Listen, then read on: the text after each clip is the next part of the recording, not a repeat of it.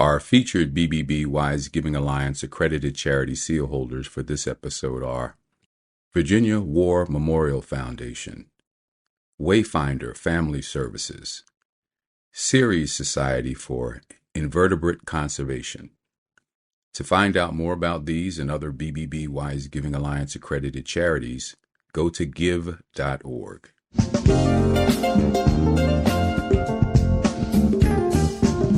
You're listening to the Heart of Giving podcast with Art Taylor, powered by bbbgive.org. Here we explore the motivations that form the basis of giving and service. We inspire generosity and celebrate the transformative effects that giving and service have on the human spirit and on community. The conversations featured on the podcast also uncover giving strategies that educate and provide tools to help listeners make impactful gifts of both their time and money. We hope you enjoy this episode. This is the Heart of Giving podcast, powered by bbbgive.org. Give.org is the nation's standards-based charity evaluator, and it's your one-stop source for information on giving and reports on the most asked about charities. I'm Art Taylor. Today, my guest is a longtime colleague in the nonprofit sector who actually was the first CEO of Charity Navigator. And he's now the CEO of the Eisner Foundation out in Southern California. And we're going to talk with him about his evolution and the work that he's doing now and the work that he's done, because there's a lot in here for you to learn from and benefit from through his experience. And that is Trent Stamp. Trent, welcome to the Heart of Giving podcast. Art, it is a legitimate honor. Thank you for having me. Well, Trent, as I said to you in the waiting room as we were chatting before the podcast, it's been a long time since we talked. But there was a time when we were connected quite a bit as we were both working in our respective organizations to improve the accountability and transparency of charities. And you were at the beginning stages of launching Charity Navigator. Boy, those were the days, huh?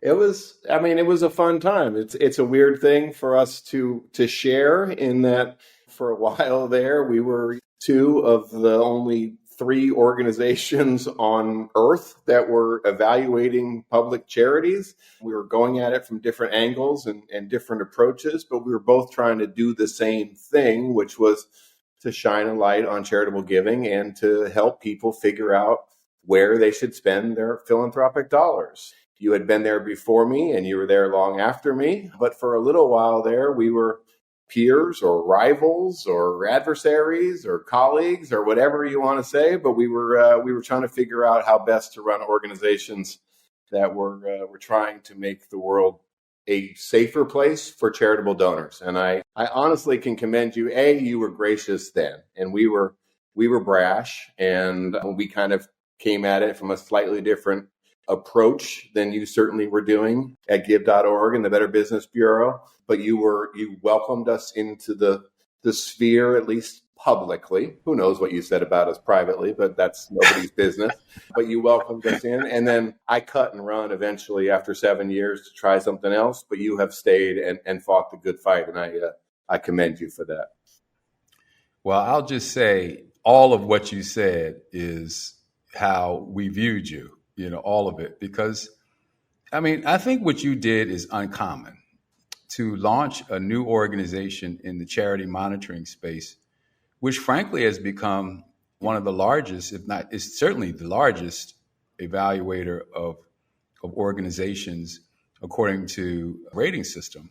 You started that. You were the first CEO. You had a good owner behind you, a good founder who put a lot of money into it, but it was your good work that really launched the organization. I think you guys took some risks, and over time they paid off, and you deserve a lot of credit for that. So people can call you whatever they want, but it worked.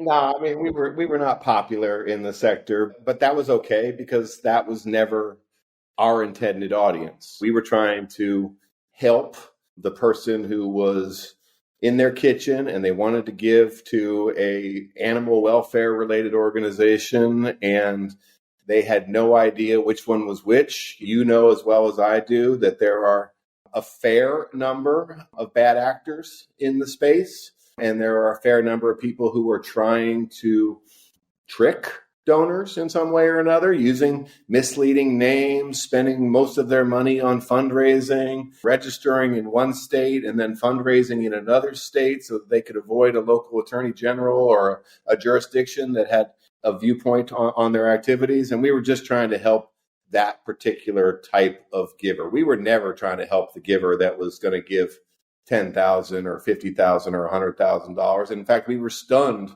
when people were using our advice to make that kind of gift. We were hopeful that perhaps they'd be a little more sophisticated if they were going to give that kind of dollar amount. But people were. But we were really trying to help the entry-level giver who was just trying to do something good with their discretionary income, but was quickly overwhelmed by trying to figure out who the organization was if they were trying to support something that wasn't their local church or their local school or their local food bank where they could see the work in their community. So we cut our teeth by being pretty media savvy. We got on TV a lot.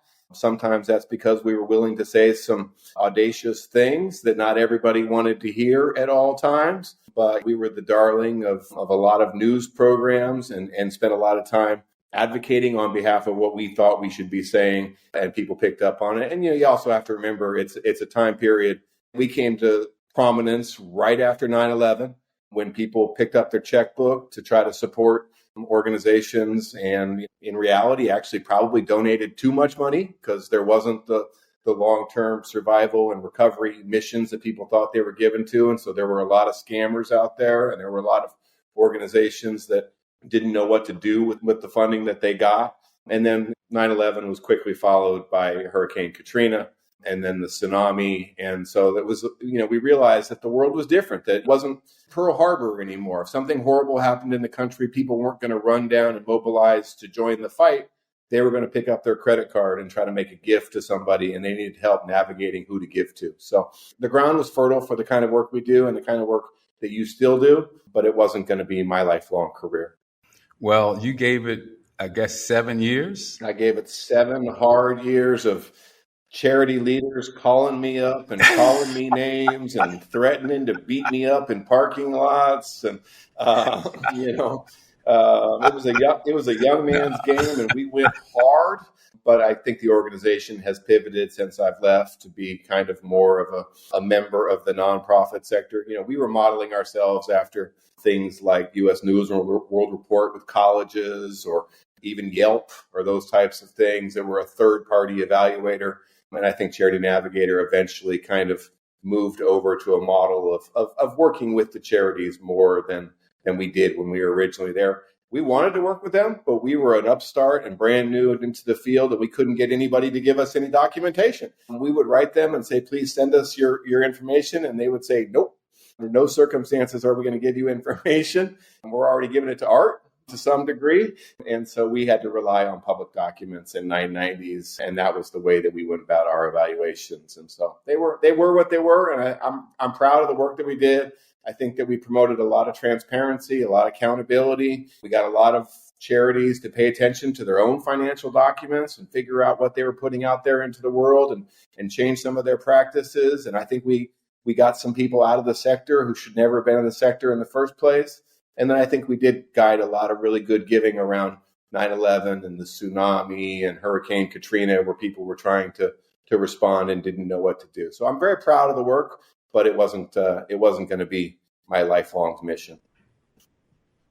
Yeah, well, you moved on to what has become, I guess, a much longer term commitment now at the Eisner Foundation. I've been at the Eisner Foundation in Southern California for 16 years now. I never thought that I would be anywhere for 16 years, but the work has been interesting. The family has been very generous in their support of us and the organization, provided clear leadership and vision, and allowed us to build this into what it has become. And it's really just been an opportunity of a lifetime, and I've really enjoyed being on the philanthropic side. So tell me about the family's orientation to the mission. What is it about the family that really makes intergenerational concern so important to them? Yeah, when I joined the foundation in 2008, Michael Eisner had recently departed Disney, and the foundation had existed for quite a while before I came. But they really wanted to pivot and make a commitment to philanthropy and make this part of what they did and how they did it.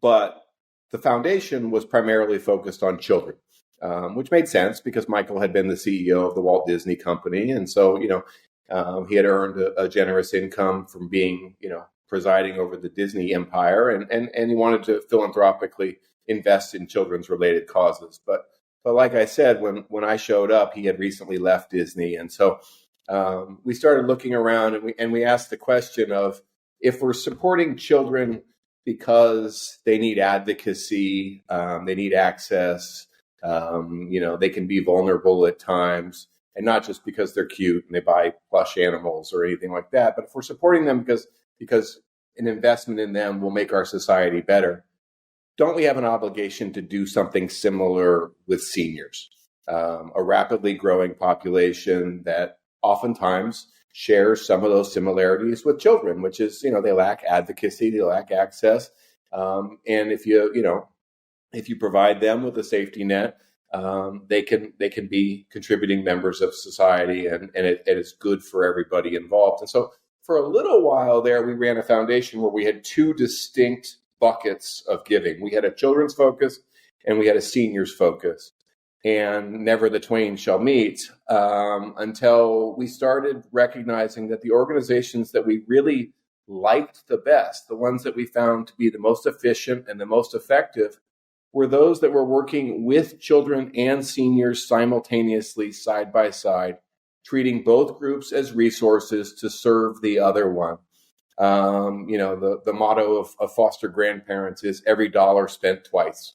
Because if you invest in an older person who can help take care of a younger person, you can serve two groups and serve your community as a whole. And so for the family, as the family was getting older, Michael and Jane were getting older, their sons and daughters-in-law were getting older, and then a new generation of grandchildren were coming along, 9 Eisner grandchildren. It just made sense logistically. It made sense that, that the foundation should be intergenerational and we should invest intergenerationally. So we decided to exclusively fund those organizations that worked intergenerationally, that treated the two groups, older folks and younger people, as assets and resources that can be utilized to benefit not only each other, but society as a whole. So what does that mean? For us, it's funding a lot of groups that do mentoring, obviously, that do tutoring, kind of bringing people together to help the other one. It's a lot of shared sites, which are things like preschools inside senior centers or senior housing on a college campus. Those types of things that used to be, age divided and age segregated, but they're finding great benefits if you can bring the two groups together for the betterment of the institution.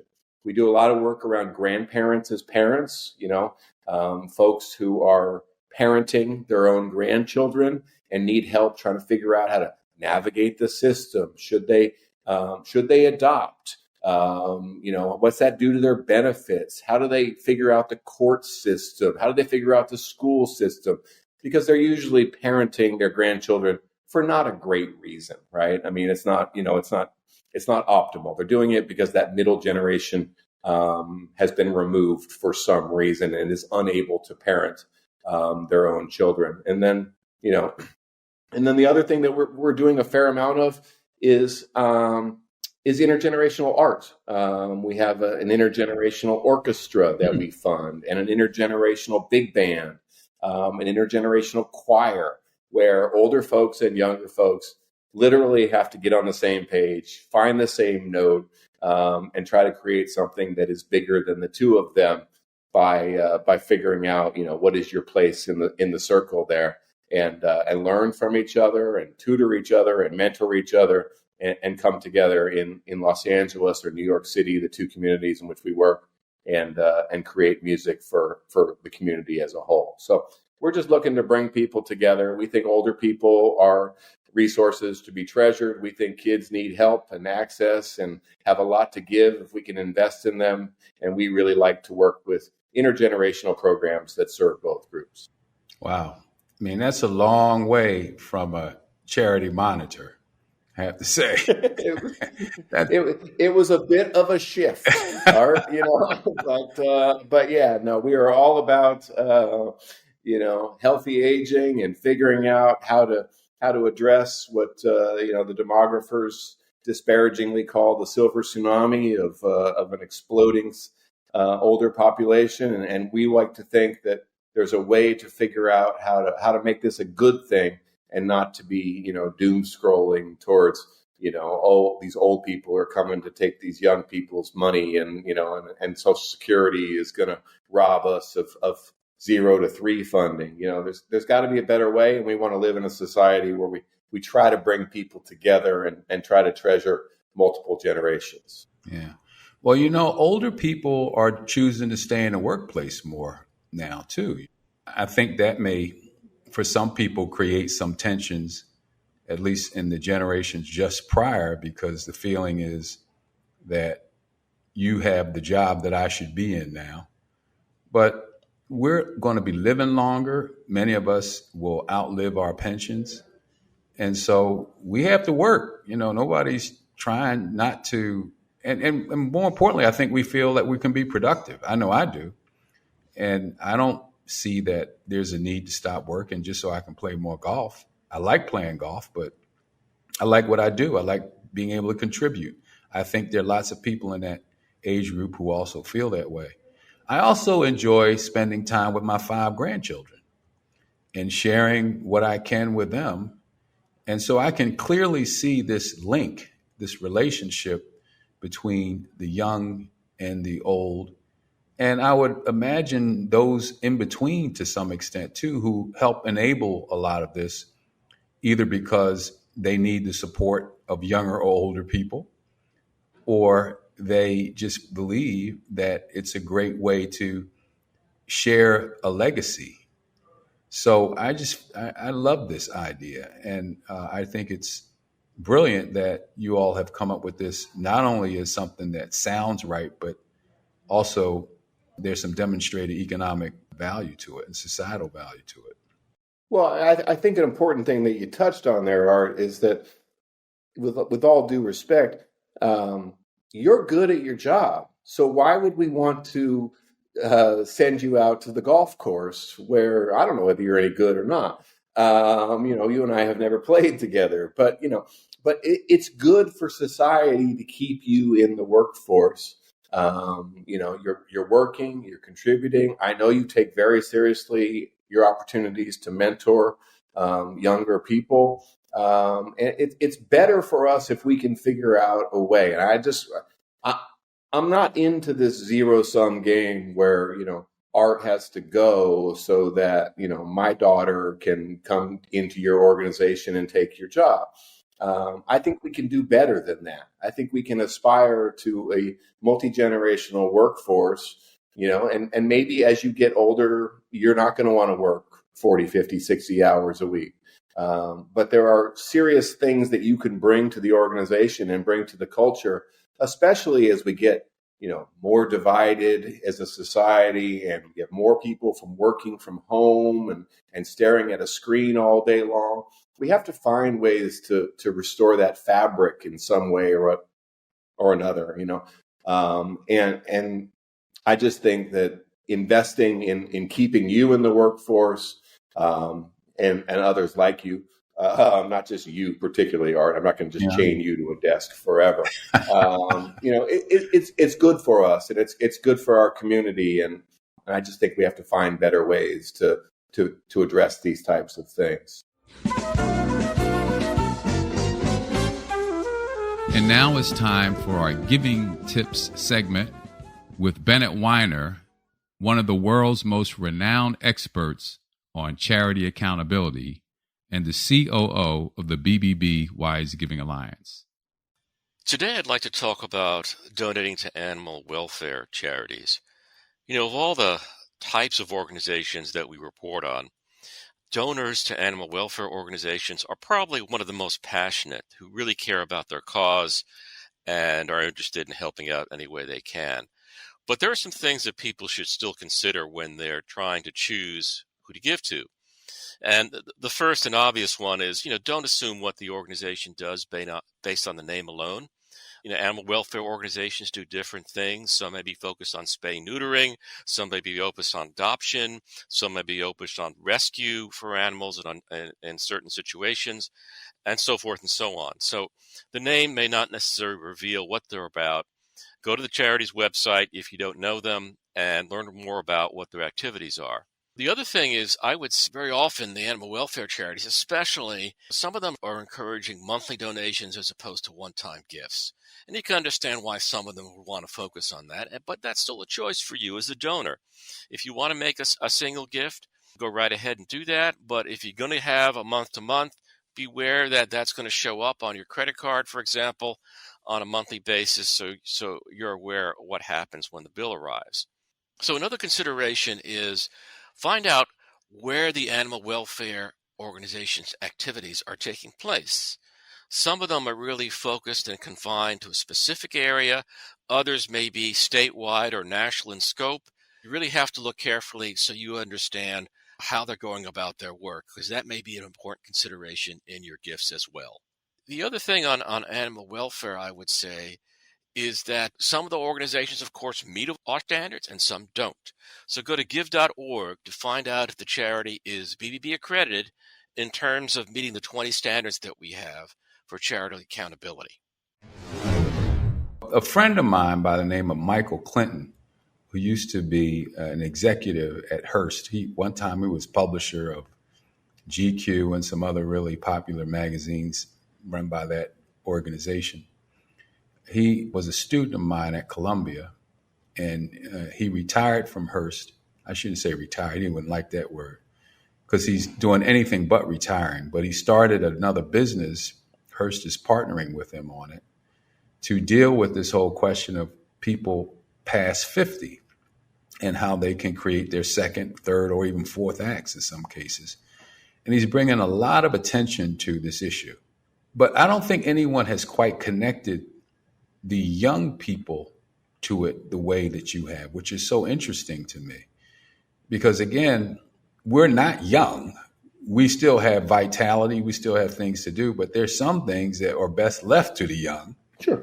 And what if we could find these ways of connecting and not only mentoring, have the old folk mentoring them, but have the young people mentoring us too? Because I think that there are skills and abilities in this new digital age that we can learn from each other. And so this may be something that goes even beyond what you and your founders are trying to do. If we can connect these generations, it will definitely enrich the lives of people across all generations. And it will create greater opportunities. Because, Trent, I have to tell you, I'm doing things today, and I'm sure you may be too, that I would never dream that I'd be doing today. I wouldn't, if you'd have told me I'd be doing a weekly podcast where I'm interviewing charity executives, I would never have dreamed that I'd be doing that. But I've been able to evolve because I've seen what's happening in the marketplace and in the environment, and that's calling for that. And in doing that, I've learned a lot from younger people who are much more nimble than I am on technologies. And it's made a difference in how I'm able to stand up. And I can see years from now, maybe I'll be doing something completely different than what I'm doing now because my skills continue to evolve. So that is the beauty of this. And I love that you said, we don't want to keep you chained to this desk, but maybe I'm not the CEO in my next job. Maybe I'm just a regular worker in my next job who's being led by a younger person, and I'm learning to be supportive of what they're trying to do. So I think there's opportunities if we're all open to it. Yeah, I agree. And I think at the root of it is that ageism is one of those, it may be the last remaining socially permissible ism that allows us to see people of different ages as other. I mean, Yeah. we see it all the time. I mean, you see it today in the newspaper. If is Joe Biden too old to be president? Right. You wouldn't say, I don't know, is Nikki Haley too much of a woman to be president? I mean, it's absurd, Right. but we still Right. find comfort in kind of otherizing older people, and Yeah.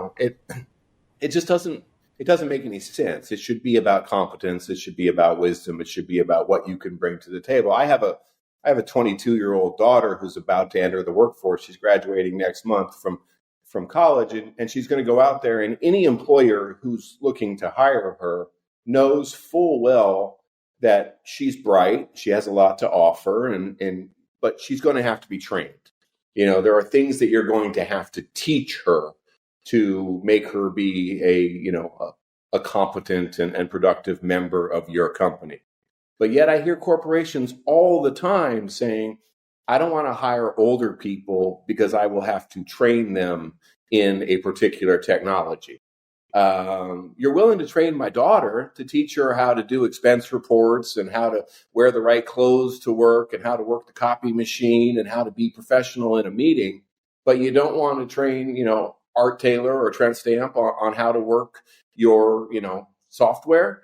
That's just crazy. I don't know why we allow that to happen, because, Art and Trent are bringing some serious assets to their organization. There's a lot of things that you and I know after a lifetime of work that will benefit the group in a way that some of the things that my daughter brings to the organization will benefit the group. But she has strengths and weaknesses just like you and I do. And so we're trying to get people to look at the quality of individuals and see everybody as resources, as assets to be treasured, as people to be invested in, and not just, you go sit in the corner over there because we're done with you in society. It's just dangerous. And like you said, we've got an exploding demographic. We've got more people over the age of 60 than under the age of 18 for the first time in American history. And they're going to live longer. They're going to live healthier. They're going to work longer. And we can see it as an opportunity, or we can see it as something that should scare us. And we'd like to see it as an opportunity. And so that's what guides all of our philanthropy, is trying to figure out what to do with that asset, which is a wise and older workforce that can be utilized for the benefit of young people who, let's be honest, there's a lot of young people in this country who need some help. We haven't done a great job with all of the young people here, giving them the things they need to succeed. And why wouldn't we take this high quality resource of older people who have a lot to give and put them to work on behalf of those young children? Agreed. So what are some of the exciting things you guys are funding? Well, we love our music programs. We love the intergenerational orchestras and big bands and choirs. We love when you can put a preschool inside a senior center. We love when you can put senior housing on a college campus. We funded a lot of organizations where older adults are going back into the classrooms, back into the schools, back into youth organizations, and serving as mentors, as coaches, as tutors, as teachers even. We're trying to figure out how best to deal with this grandparents as parents issue and give them the resources they need to navigate the system and give those kids the thing that they deserve. And then we're really into, what we talked about a little bit there, which is, this idea of the workforce development, which is, what do we do with older workers? How do we arm them with the tools they need so that they can better work, primarily in nonprofits and primarily working with children? We're not necessarily just trying to train you to be a better employee for Deloitte and Touche for another 10 years. That's on Deloitte and Touche to do that. But, if you're 60 years old and you've had a career and working for, special effects in the movie industry, or working in software for Intel or those types of things, and you want to go back and help nonprofits that work with young kids, strengthening, teaching them how to better enter the sector, we want to talk to those types of organizations. And so we've done a lot of funding in that area. Fantastic. Trent, I know that you have done this for now, you said 16 years. What's kept you in this work? And I won't just add the 16 at Eisner, but also the 7 at Charity Navigator. That has given you a long run in the nonprofit sector. What's kept you in this sector? Yeah, I did 2 years as a Teach for America teacher before that, and then another 2 years working in national headquarters for Teach for America. So I've never really left the nonprofit sector. This has been what I have done. I've taught nonprofit management at USC, and so my entire career has essentially been in the nonprofit world, either as a direct service provider or as a charity evaluator, or now on the philanthropic side. So I've seen the sector from every single side. And the thing that's kept me in it is the work. It's an opportunity to do better. It's an opportunity to help our fellow man and woman and child in every way whatsoever. But it's an opportunity to be a part of the solution and to be optimistic about the future. So, I see good things in this country. Of course, we see bad things sometimes too. But I'm optimistic about young people, and I just want to be a part of the solution. And I couldn't get out of bed every morning if it was going to make that widget. I know we need the widgets, but it's not what you do for a living, Art. It's not what I do for a living. It's not what a lot of young people have done for a long time. We only have so much, only so much milk in the bucket. And I would like to put mine to work on the side of trying to make things better for those who deserve the opportunity and the access.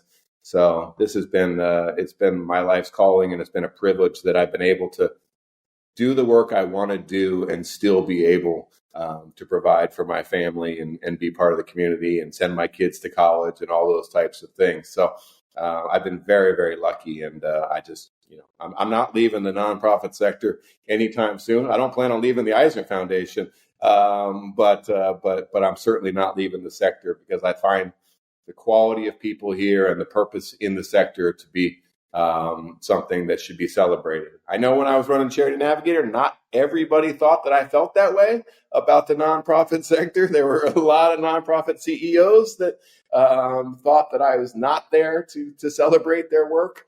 But I always felt like if I could help shine a light on those that were not being helpful, that would allow those who were really doing good work to have a clearer path to success and a better runway for doing very important work. Very true. So here's my last two questions. Yes. You have this executive, they're 55 and they're about ready to leave their company, but they don't know what they want to do next, right? They don't know. They know they're not going on golf. They're probably getting some requests to join some corporate boards or something. How do you tell them to fit the nonprofit work into their next chapter, number one? Number two, we have this crisis, Trent. We're not giving to organizations. Families aren't giving to organizations, and we've seen the numbers decline. What do we do in our culture to make it appealing to younger people to give and volunteer in organizations? Okay.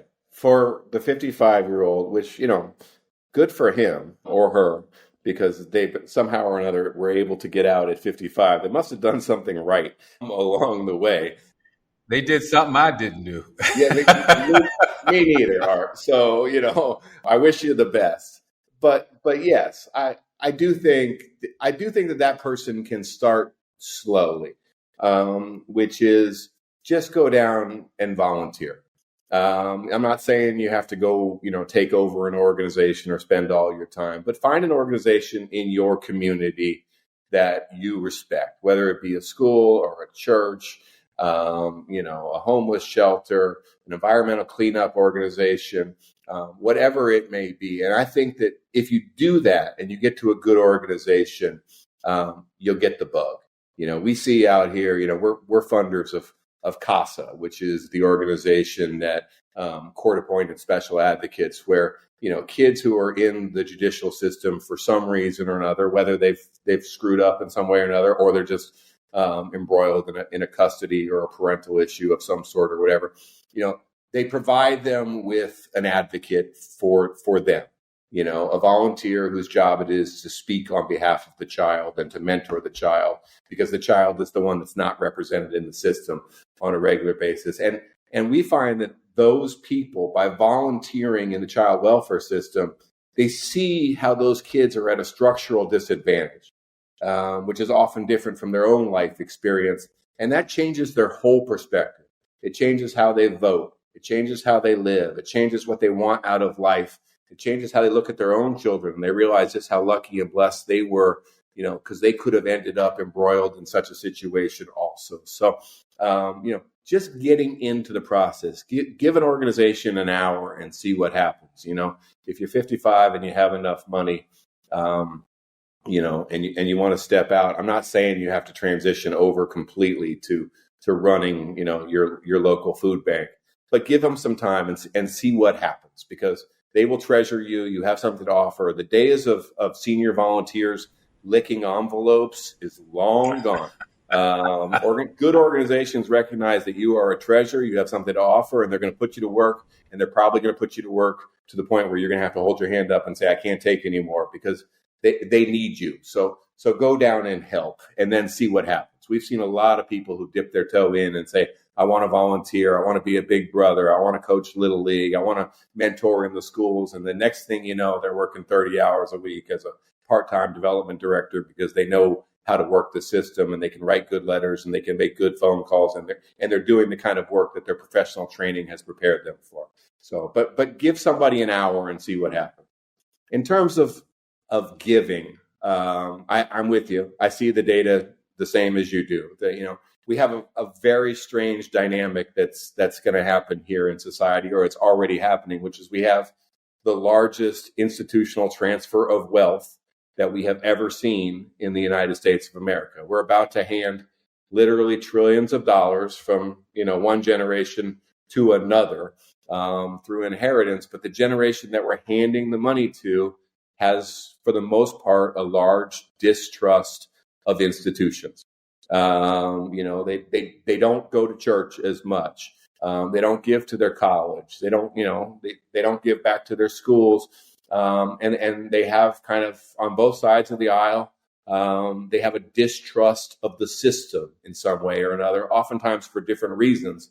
And so what does that mean? It's going to be a bunch of pretty wealthy young people who don't want to respond philanthropically in the way that you and I thought you were supposed to respond philanthropically, which was, give to the Red Cross, give to our community foundation, be a part of this area. So I'm concerned as you are, but I just have to stay consistent to the mission and to this game, which is I'm optimistic about young people, and they give in different ways. If you see, the GoFundMe stuff, it's up dramatically. If you see, those types of online giving platforms or individual things, they like stories. They like being part of that type of thing. But I'm concerned, but I also like to think that this is an empathetic generation coming up. They're not cut like we are. They don't have hatred in their hearts in a lot of cases. And they're trying to figure out a better way, but they're distrustful of some of the systems that have been handed to them. So I think that they're going to get there. It's just not going to look like it looked like when we were doing it. They're not going to support the Salvation Army like organizations like people used to do. So, but I think just to stay consistent, I know I'm rambling here, but just to stay consistent, I think if we can get them to volunteer in the organizations also, then I think that they're more likely in the long run to recognize that our differences are not as big as we think, and that we have a lot in common, and that people just need a help, and maybe they'd be more inclined to give and to participate in some way or another if we can get them out there and to see some of the inequality that exists, but also that inequality can be addressed by doing some high quality volunteering. Yeah.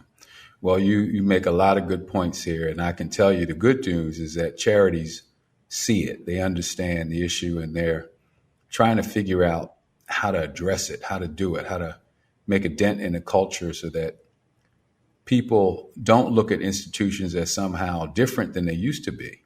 Because I don't think they are. I just think that we know more about them now. There's a lot more transparency around what actually goes on.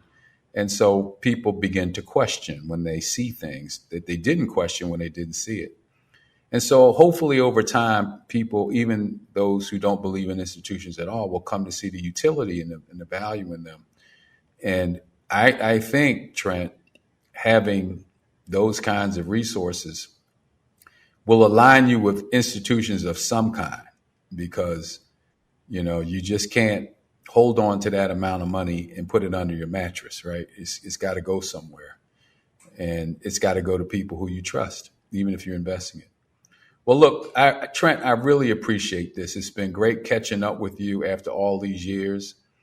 I'm so happy to see that you've landed at a place that is providing you with the kind of meaningful engagement, meaningful work that you've landed on here. It's obviously important that we find ways to connect these generations, because there's a lot to be gained.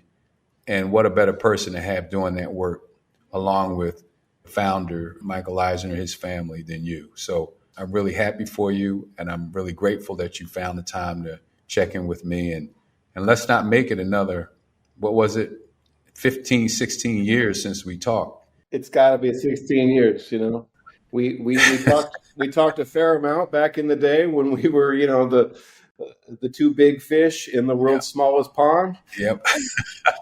I realized there wasn't enough room in the pond for me and you, and you're still there, and you own the pond. No, I don't know about all that. And you have done such amazing work on behalf of charitable givers. We're all thankful for what you've done at give.org on behalf of the BBB. And so I want to thank you, Art, for your career, for your mentoring, for the role you've played in so many young people's lives, and for the fact that you were just kind and generous to me when I was running Charity Navigator back in the day. Yes, I'm happy to do the work that we can do at the Eisner Foundation and try to figure out ways to bridge some of these divides that we have in society, because we don't have any choice, right? I mean, we got to figure it out. And so we're going to continue to do our work, and I thank you for doing your work, and it's been an honor to be on your podcast today. Well, thank you. And to all of those who are listening for the first time, I want you to know that this is the Heart of Giving podcast. It's a weekly show. It comes out every Tuesday. And I hope you will subscribe, because that's how we build the audience for the show, by people subscribing and also sharing the news about the show to other friends and colleagues. And so we'll see you back here again next week. You've just listened to the Heart of Giving podcast with Art Taylor. Be sure to tune in next time for a brand new episode. To listen to our other interviews, visit heartgiving.podbean.com. That's heartgiving.podbean.com. Subscribe to our show on major podcast platforms. The thoughts and opinions expressed on this podcast are the views and opinions of the guests, not those of the BBB Wise Giving Alliance or program affiliates. This podcast is for information and educational purposes only and is copyrighted with all rights reserved. This podcast is protected by Podbean's terms of service.